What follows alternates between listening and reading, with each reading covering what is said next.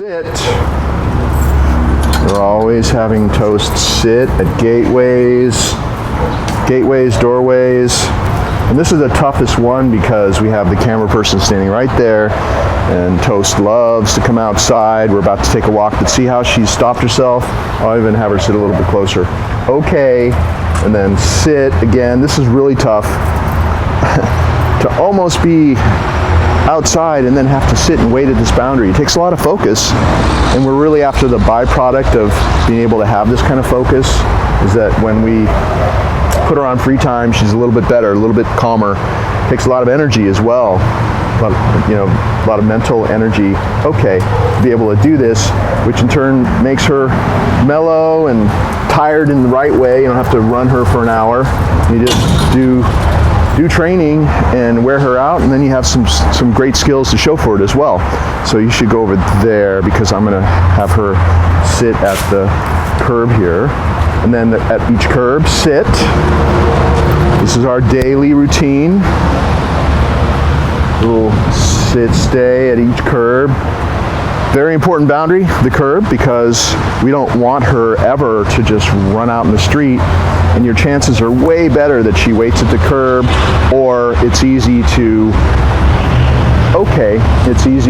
call her away from the street when you do this. You're teaching her, let me go this way, you're teaching her respect for this boundary. See how when we're crossing the street, I call this is on the clock. And then we get to the other side, and then another sit. And sometimes she won't go right away if she's really distracted. No. Go.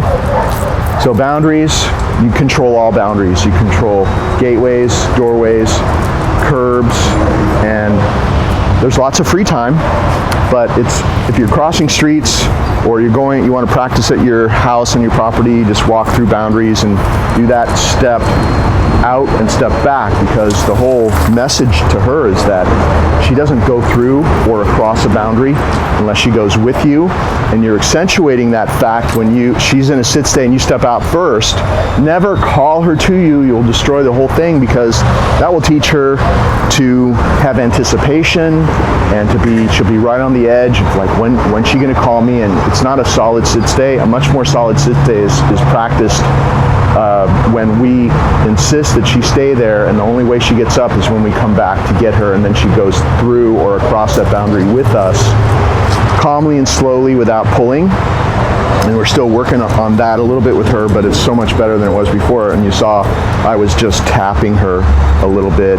She's getting a lot better, and I'll show you a couple of the exercises I'm doing to continue her progress with the non-pulling. And now we're gonna take a walk. Let's go.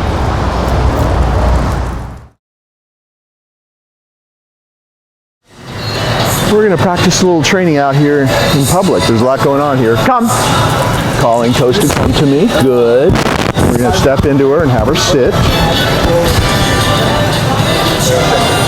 And it's kind of like an obstacle course around here, but that's why we practice here, because I'm sorry.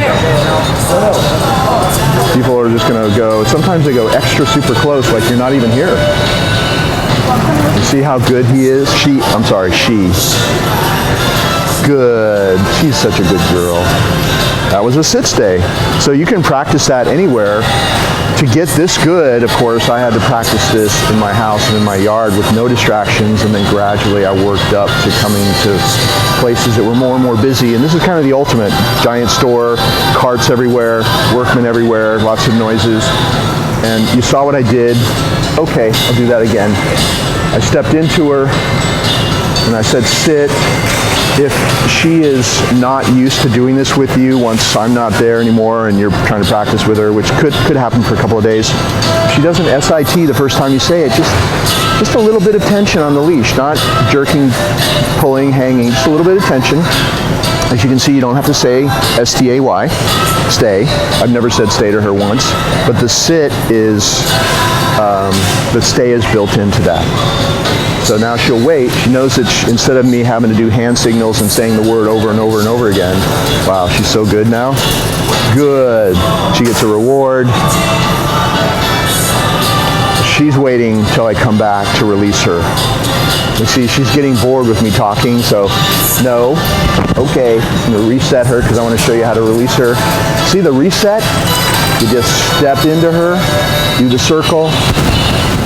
So she got really a little bit lazy because we've been here too long, and I had to reset her a couple of times.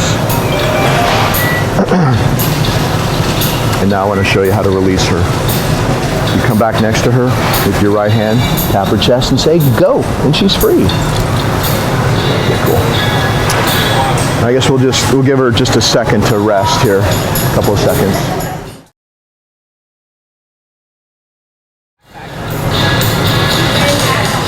Down.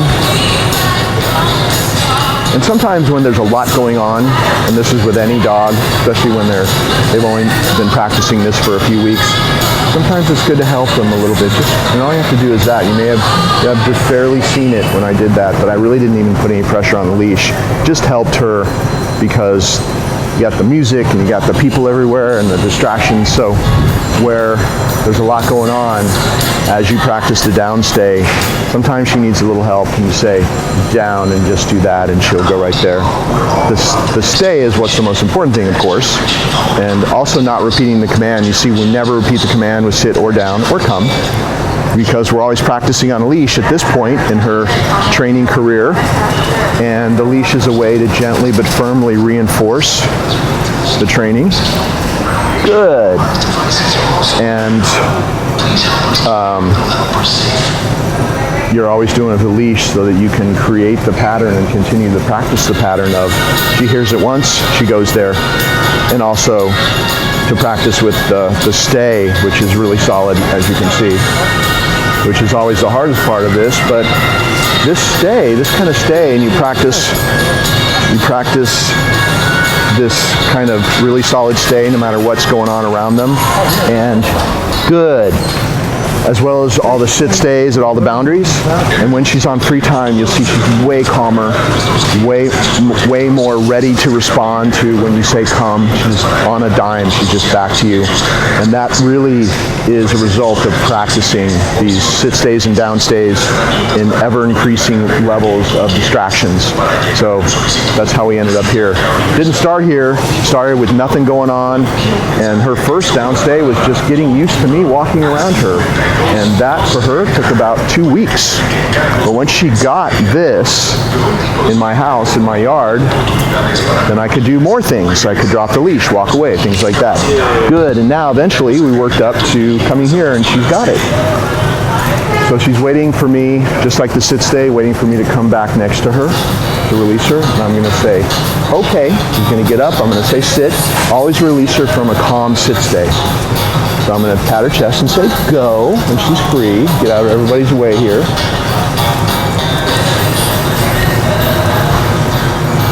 And you see how when she's released, if you release her, especially from a calm sit stay like I did, so it's not straight out of a down stay, it's okay, and then sit, and then you can reinforce a calm release from a sit stay. And it just makes her better and better every time you release her, calmer and calmer. And that's what we're after, really. The byproduct of how we're doing this is that it changes the dog 24/7. Okay. I want to practice this come command, this recall, in the presence of a lot of distractions and show you just how we're doing it.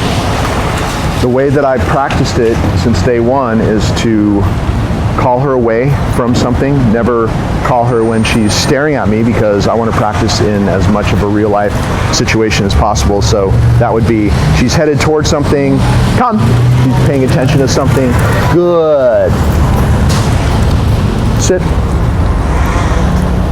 go. And she hears that command, she breaks away immediately, comes running back to you just like that. So you always call her away from something, like even that. She's looking somewhere else, come. Good. You notice that I have the reward in my right hand. I have the leash over my left hand, so it's free. My hand is free, but there's no way to let go of the leash. And when I say come, and she sees me and I'm backing away.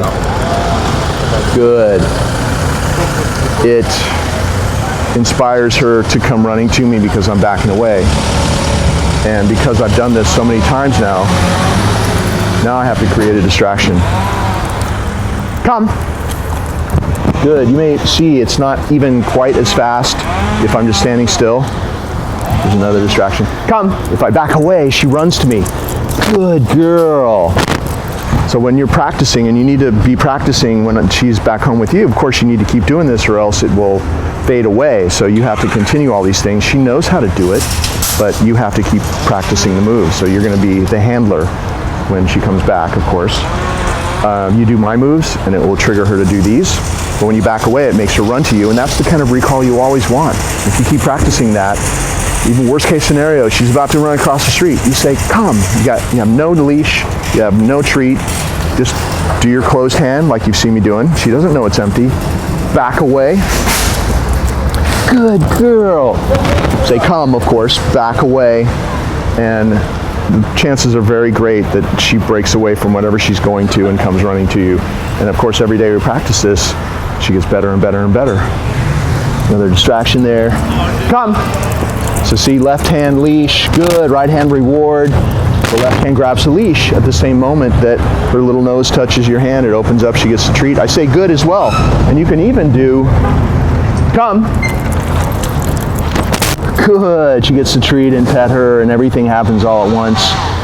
And if you don't have a treat in an emergency, in a real life situation, you just pretend like you have it. See, just like this. Come. Good girl, good.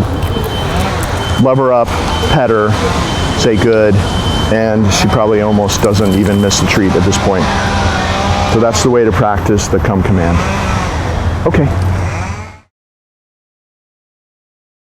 All right, I'm gonna walk her up to sit. This person, she actually really likes him. She hasn't seen him for a couple of days. We're having her sit, we're stepping over, giving him a little treat. She waits. I come back to her, leash is always loose. She waits until I say, see, she jumped a gun, which she is apt to do sometimes. I would say no and tap it just like that. Everything's really gentle with her. There's no corrections, no rough stuff. She's super sensitive. Of course, there never is any rough stuff, but she's really sensitive. It's just a really light touch with her. She waits until I pat her chest and say, go say hi. She gets a treat, she gets petted. And then I say, come. And I'll just practice this every day with somebody different. It's another great way to practice a real life situation. You practice your sit stay, your go command sit, your come command, all of that. It's a real life situation that you probably have a lot. You don't want her going crazy and jumping all over the place, jumping all over people or kids. If you take the time to do this, like we have here, she's going to get better and better and better and calmer and calmer. So once again, it's like you have to do this stuff at your place because it doesn't last if you don't practice it. We'll send her over again. She's waiting, always on a loose leash. Go say hi. Come. Call her to come to you. See, it's just the same, good, all the same stuff you've seen in the other clips, only we're using this in a real life situation. And see how I always turn into her sit at the end of that circle. You're just setting her up for success. It's a great move to do in all these different situations. One last time. And you can even start throwing in different things that are difficult for her to handle maybe. Like you sit stay. And then send her over. Just great for her concentration, no. And that's something that sometimes you have to practice for months, that eventually that anticipation, like now it's time to go, because of course she's had that her whole life. So we're still working on making that go away, that anticipation, and not being able to focus long enough to wait for you to actually do this. Go. And you see also the way that I pause for 2 seconds. Come. Good. It's really about the little details, the little things we're doing with her, like pausing, making sure she's really waiting, releasing her the right way. All these things are the things that matter the most, and that's what's changed her here from what she used to be. Just paying attention to the details, and so that's why I'm telling you about that too, to make sure that you are reminded of that. Just a little word about leash handling. Throughout these videos, you never see me choking up or doing this or dragging her around at all. It's always loose. If I do want to use the leash, it's a tap. It's a tap. Tap and release. See, it's a tap and release, and always these turns. And maybe sit, ending with a sit, or it could be a down. Could be down. Could be either one. But the leash is never tight. Okay, sit, go. Oh, somebody's coming. It's okay. So the point is that a tight leash will create stress and confusion in the dog, and there's no way that she can do her training if she's not calm, and that's completely related to how the person is handling the leash. So that's why I make the videos, and we'll do the lesson or lessons with you, and just to show you in person as well, as you can watch this as many times as you want, of course. The leash is always loose. And you might have to stop yourself, like unconsciously you'll be going like this, or people wrap it up in their hands like that. Just relax, do this, put it over your thumb in your right hand, take up the slack. Okay, you want to walk her, just walk her with a loose leash like this. See, it's always loose. She pulls, you tap and release, tap and turn, sit, go. If she pulls ahead, you're going to tap and release, tap and release, tap and release. But you'll see, if you do practice all these things that we taught her here, you'll see that she just kind of stops pulling you in general on the walks, if that was an issue. And also, you have two dogs, you have to practice for a while with one dog at a time. If you don't do that, it'll all fall apart, because the two dogs will just back with you, I'm not there, the two dogs will just go back to doing what they did with you before, and then I can come and give you a tune-up, and they'll be perfect with me, of course, but it's irrelevant. So that's why we're making the videos, and we're taking all this time to make sure you can see everything and how it's done, is that you have to do what the trainer has been doing, or else it's gonna eventually go back to the way it was before. So one dog, one walk. If you have a limited amount of time and you had 20 minutes to walk, for a while until they get comfortable for not, with not pulling with you on your street, for a while you do 2 10-minute walks every morning or whatever it is. There's a way to do it. You have to manage them differently if you want to have my results. You have to do what we're doing here. And that would be the key to keeping Toast calm and making her just get better and better every day. And keep that leash loose. It's always a tap and release, tap and release. It's never tension. Okay. Sit. Good. So we have her sit, we open the door. Go in the crate. And she, of course, is in the house in the crate. She's never gone in the crate out in the yard, so I just toss the little treat in just to kind of help her along. And then we always do that anyway. They turn around in there, we give them a treat so that they think, this is pretty cool, I like going in here. Also, she eats her meals in here. She sleeps in here overnight, but lots of time out, like throughout the day, constantly in and out of the crate, always doing this routine of sitting and waiting. I took off this little training collar, going to hang it on the door here. Sitting and waiting, and this is a tool for training, actually. She sits and waits to go into her den. Dogs are naturally den animals, so this is her den to her. Also, we give them little treats, chewy bones, things like that. Everything good in the crate. If she has a favorite toy you want her to have, everything good in the crate. The crate is one of your best friends if something's going on. She can be in her crate, give her favorite bone in the back room with the door closed. You can let her out when everything's over with. You want to travel with her. She loves her crate now. And it's really just, it's not about confining her. It's not about any of that. It's really about having another safe place for her to go so you can manage her easily. And it's been taught to her in a way that she loves it. So sometimes they go home, and if they're not used to being in the crate at home, they can bark, or because they're not used to doing that yet. But if you do exactly what we're doing, she'll get used to it pretty quickly. That means feed her in the crate. I mean, give her a treat every time you send her in. Never put her in there for punishment. We don't do punishment here. We never punished her once. We taught her, you love this crate. Go in there. Good stuff happens. So always use it that way.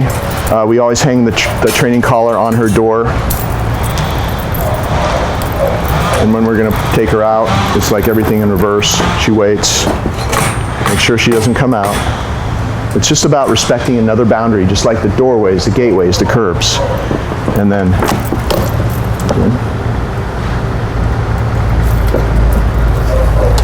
nope. And then this. See how she waited? And she's waiting for you to say, okay, and she'll come out. Always close the door, because you'll destroy the power of the crate if you let her just walk in and out. So the whole power of the crate is that you control the boundary into her favorite place in the world. Also, she can have really comfortable blankets in there, or towels, or a little doggy bed if you want, so it's really comfortable. And don't forget to feed her a meal. So if she's in the crate, bring her a bowl of food, put it in there. The door's always closed. It's closed when she's in, and it's closed when she's out, because you control the boundary. And that adds, it's another piece of the puzzle that adds to all the other things we've done with her. The sit stays, down stays, the recall, it's all part of the same system. It'll really help you if you use it this way. Okay.